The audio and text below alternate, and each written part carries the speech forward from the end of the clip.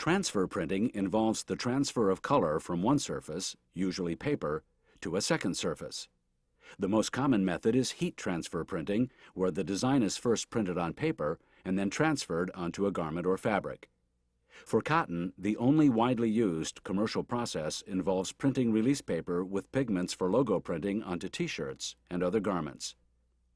The first step in this process is to place the garment on the bed of the printing press.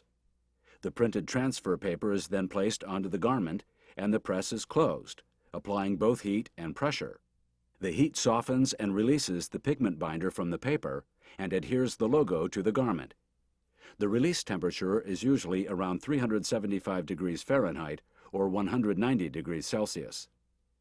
Garments printed using this process must be treated with caution when being ironed or exposed to excessive heat. Additionally, these prints will exhibit all the other characteristics of pigment prints, both good and bad. For fabrics, transfer print patterns can also be applied using dye stuff that is normally used in dyeing and wet printing. Cotton fabrics must be pre-treated to allow for fixation of the dyes. The desired pattern, in reverse mode, is printed onto the transfer paper. This paper is then placed onto the pre-treated fabric under heat and pressure, and the dyes are transferred. Transfer printing continues to grow in popularity because the process is efficient and a wide variety of patterns and colors can be applied with great clarity and definition. In addition, labor requirements and floor space are less at the print house, and less water and other chemistries are used.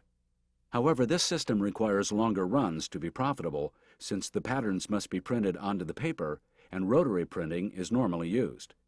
In a typical application, a service company would make the pattern paper.